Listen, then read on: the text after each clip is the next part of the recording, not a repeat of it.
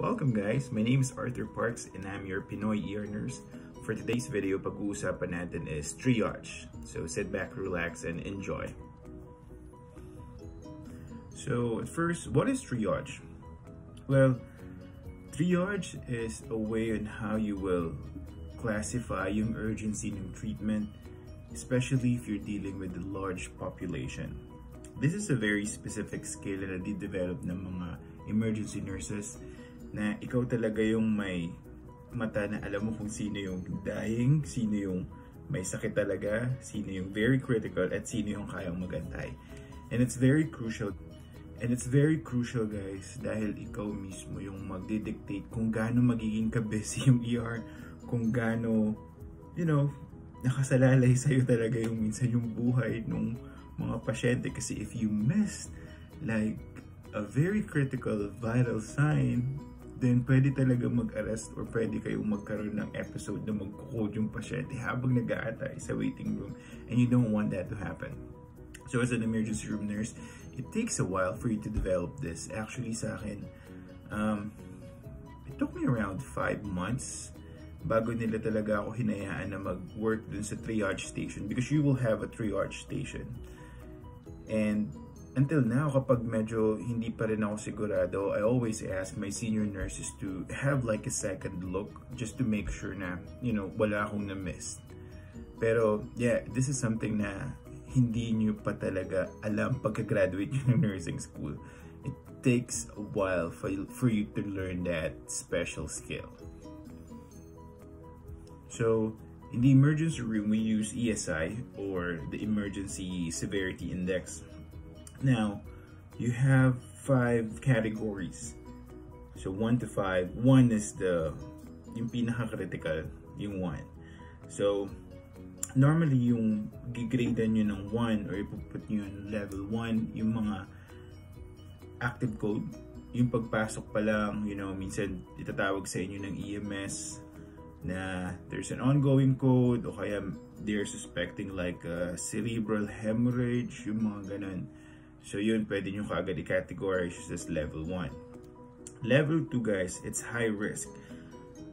Say for example, patient is confused, lethargic, or they're in too much pain, distress, then yun yung classify nyo as level 2.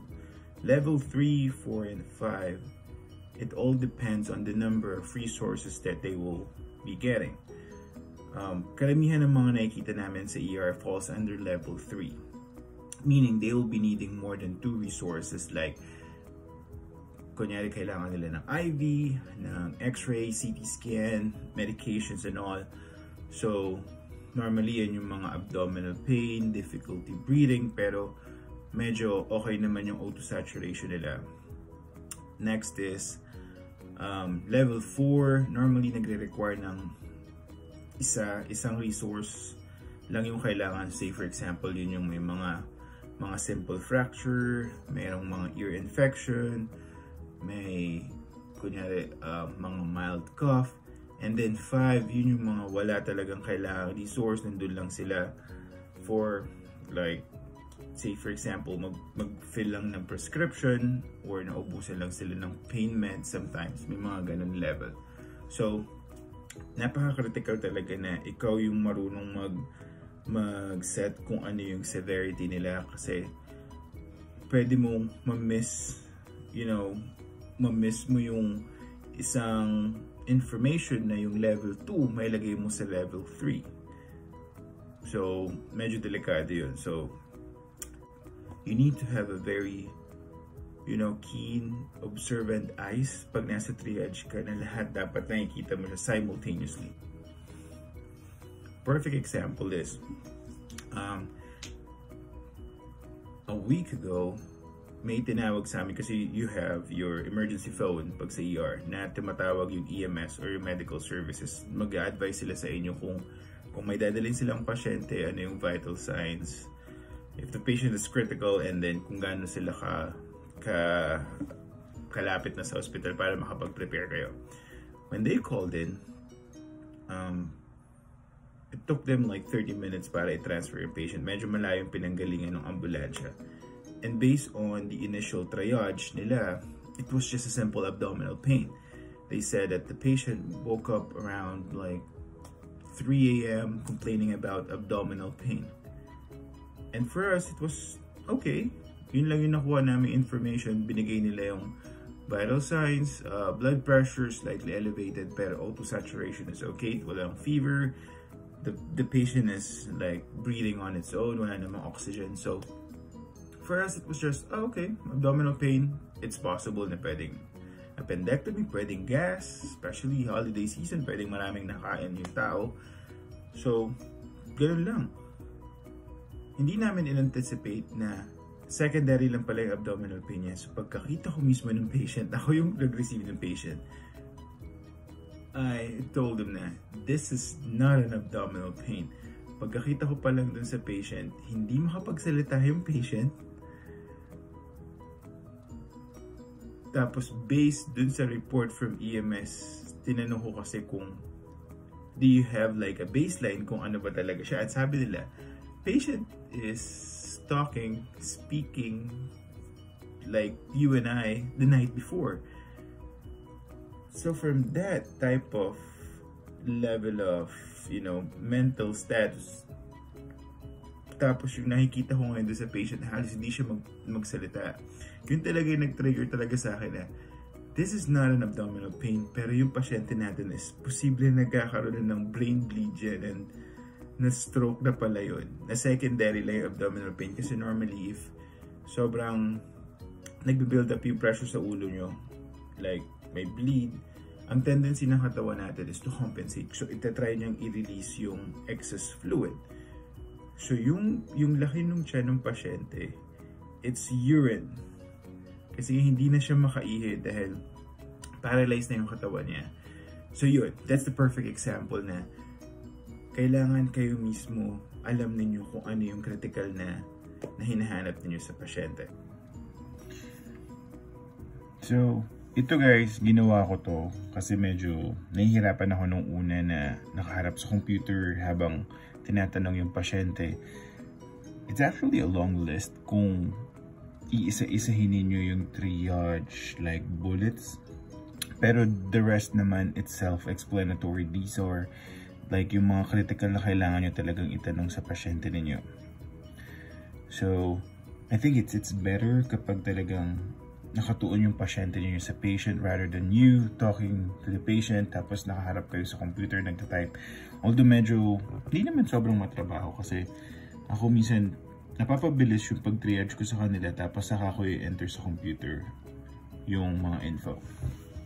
So, not sure kung parehas lahat ng hospital pero I think kahit pa paano magkakatulad din, especially dun sa ESI. So first, of course, you need to get the patient's name and normally lalagay ko rin dito yung date of birth. Tapos kung ano yung available room na kung saan ko sila ilalagay. Height and weight. This is very important guys, especially if you're dealing with peds. It needs to be accurate yung height and weight pag sa pediatrics or sa mga bata dahil lahat ng gamot nila it's weight based. So pag may infant scale kayo tapos yung weighing scale sa mga kaya ng tumayo ng mga bata. Pero pag infant yun, meron kayong parang bassinet na nakukuhanan nyo yung height and weight. Very important, what is your chief complaint? Ito dapat direct to the point dapat yung tanong ninyo. So, what brings you to the emergency room? Or how can we help you today? Ganun. Para kayo mismo yung magnanarrow yung questions. Normally, yung pasyente sasabihin naman talaga nila lahat yan. Kunyari, I have abdominal pain. It started like 3 days ago. Tapos tuturo nila kung saan yung masakit. Tapos, at first, kailangan nyo talagang aralin kung ano yung mga dapat nyong itanong. Kasi kunyari abdominal pain, kailan sila huling kumain, yung pain ba nag-radiate sa likod or sa inguinal area, tapos nausea and vomiting, mga ganun. Pag fever naman, kung ano yung pinaka-highest temperature nila. What else? Kapag chest pain, yun. Medyo marami kayo dapat itanong dun.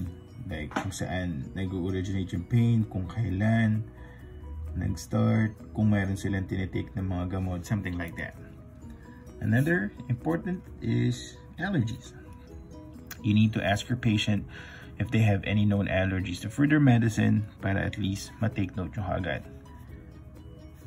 Are you taking any medicine right now? Bukod dun sa mga kunyari uminom sila ng Tylenol or ibuprofen before going to the emergency room. If they're on any medication like metformin, mga blood pressure medicine, yung mga ulol natin, yung mga ganun.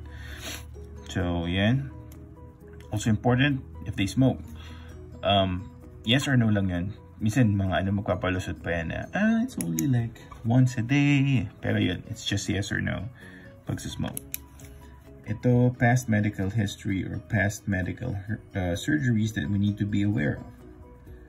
Like, kung mayroon sila mga heart stent, kung may nagkaroon sila ng cardiac bypass before, recent surgeries, knee replacement, yung mga ganun. Kung mayroon ba silang pacemaker, dito nyo malalaman yun. Another, it's pain scale.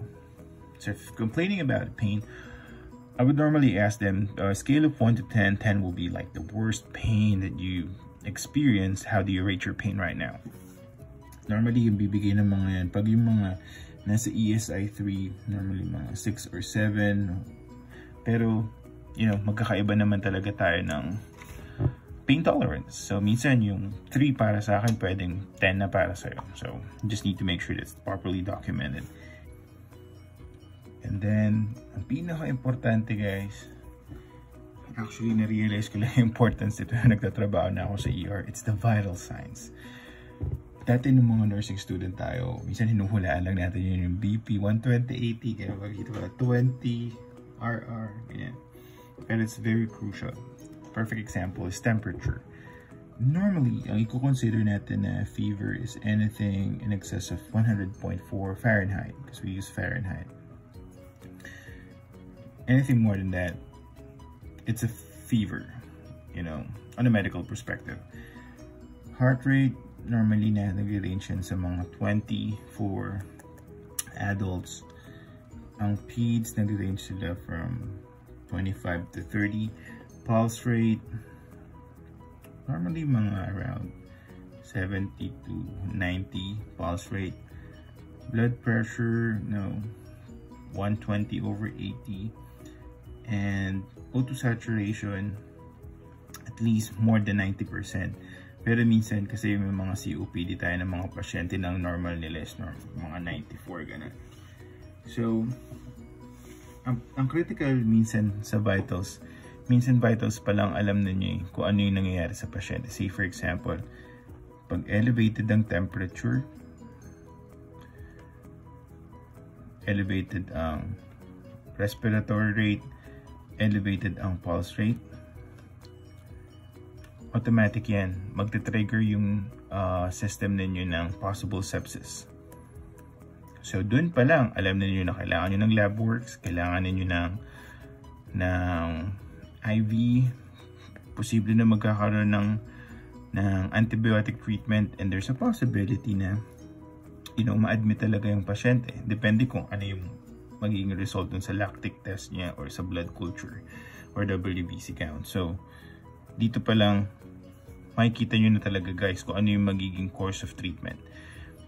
Another important thing is, kasi ako, nasa triage pa lang, kung meron na akong kayang simulang mga labs, ginagawa ko na. This is what I love about working with our facility now, kasi they're giving us autonomy. Na kunyari, nag-complain yung pasyente na flank pain, tapos difficulty urination. Triage pa lang sinasabihan nyo na sila na kailangan ninyo ng urine sample kasi minsan pag dinala nyo sila sa room, bigla silang ihi. So, na-miss na nila. So, mag-aantay ulit sila na, makaihi ulit. Especially this season, guys, yung mga peds, cough and cold. So, we need to make sure na, hindi natin mamimiss yung RSV, influenza, strep. So minsan triage pa lang pag nalaman ko na to, kumukuha na kaagad ako ng swab para at least ma-start na natin yung course of treatment.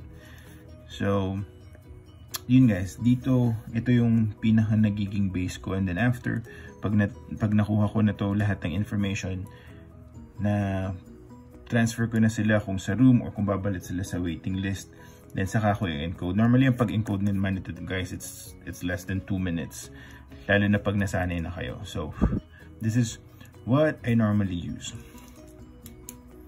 So again, triage is a very critical, and at the same time ito yung talagang specific na madi-develop din yung skill kapag nag-work kayo sa emergency department. So again guys, thank you for watching my video. I hope you guys enjoy it. May natutunan kayo. So please like and subscribe to my channel, and see you on my next video. Have a wonderful day guys. Bye-bye.